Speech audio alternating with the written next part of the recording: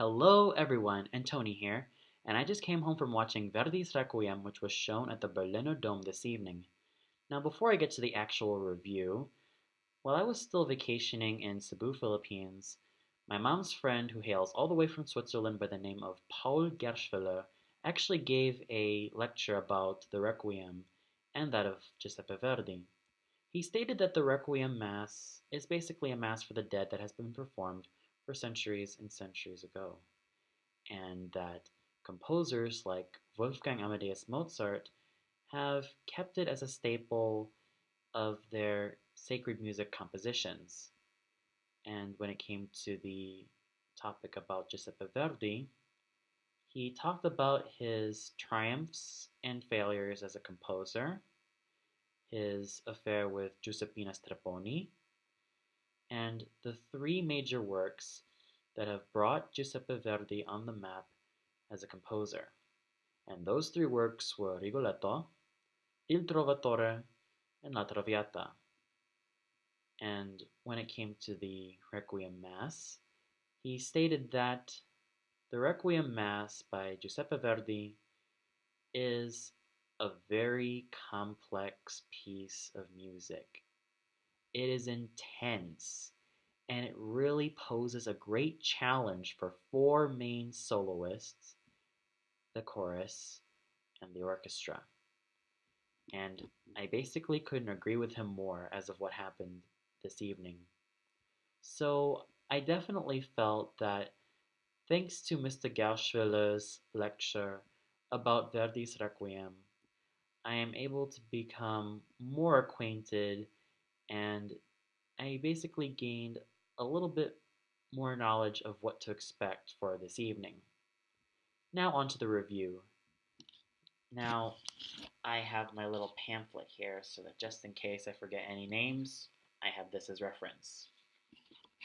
The conductor was Hogen Yun, the chorus was the Ernst-Senff-Chor, and the orchestra was the Norddeutsche Philharmonie Rostock.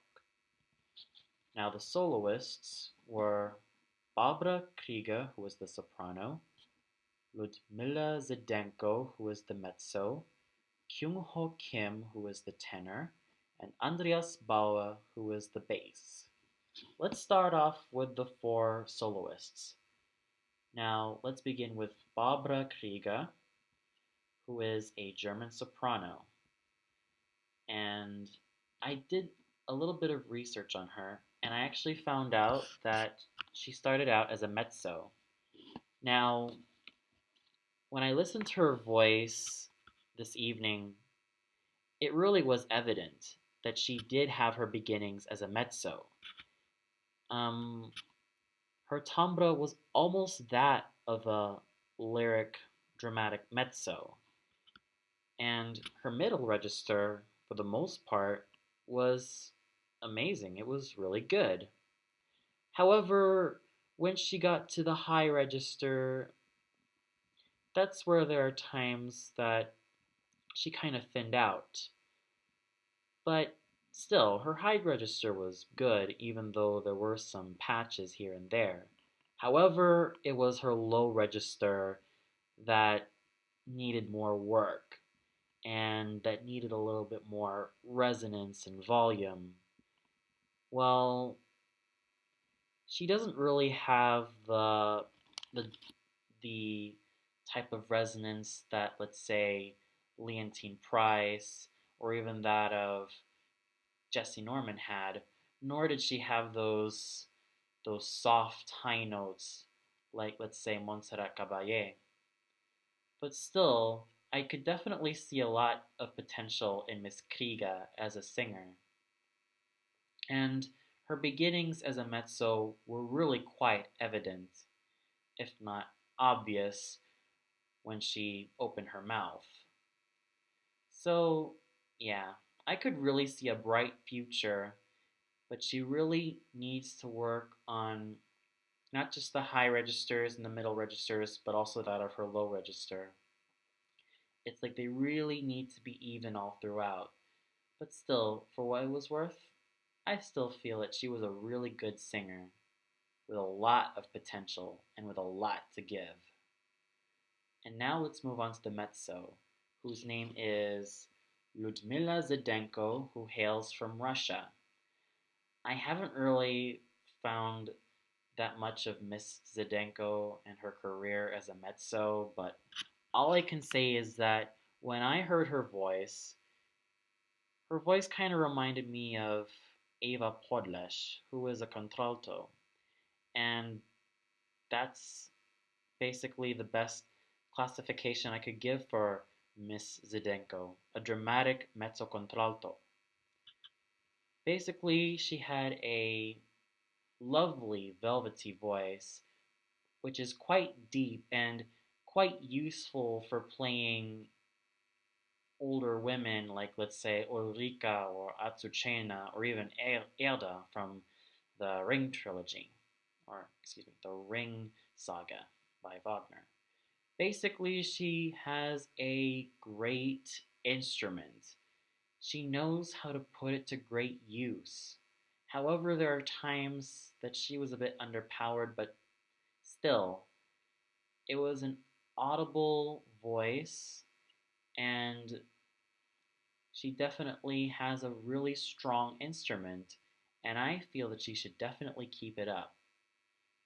So, yes, among the female soloists, I think Miss Zdenko pretty much stood out on her own, and that's all I can say for Miss Zdenko. I thought she was amazing all throughout. And now let's move on to the tenor, whose name is Kyung-ho Kim, who hails from Korea. I really love his voice. I definitely do, especially when he sang the Injemisko. It was beautiful for the most part. He is quite young, and sure, there are times that in his Injemisko he does need a little bit of shading here and there, especially when it comes to the parts where he's supposed to go soft. But, anyways, he's his own tenor. I can't really compare him to a lot of other tenors, like, let's say, Pavarotti or Di Stefano. And besides, I could really see a bright future with him. As I've researched on Mr. Kim, I've found out that he's done some small roles, character roles like Spoletta and the Count of Lerma from Don Carlo. He's also done some lyrical roles as well. So yeah, I could really see a bright future with Mr. Kyung Ho Kim. He definitely has a beautiful instrument, and even though it definitely needs a little bit of work here and there, I still think that his intonation was beautiful. It was natural, and he's actually quite great with the high notes. And by far, he's actually one of my most favorite performers so far in this piece. So, kudos to Mr. Kim, and may I wish him many more years of brilliant singing. And finally, we have the bass, whose name is Andreas Bauer, who hails from Germany. I thought he had such a lovely voice. I thought he had such a lovely metallic basso voice. Oh, sure, it's not that weighty as compared to like Marty Talvela, Gottlob Frick, Kurt Böhme, Matti Salminen, or even like Matthias Höhle. Sure, it doesn't have that type of gravitas compared to those basses, but if I could give him more time, perhaps his lower register will sound a lot more um, resonant, so to say. But he is resonant enough, though. He definitely has a great instrument as a basso, and he uses it to perfection. There were no cracks in his voice. There were no vocal pitfalls. He was actually great throughout. And basically, he had no shortcomings whatsoever. So, kudos to him as well. And may I also wish him many more years of brilliant singing.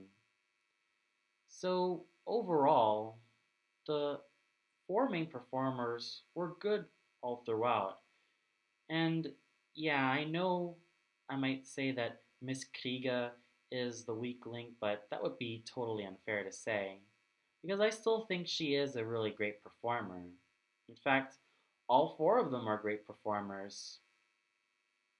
And when it came to the conductor, Mr. Yun, he was really great.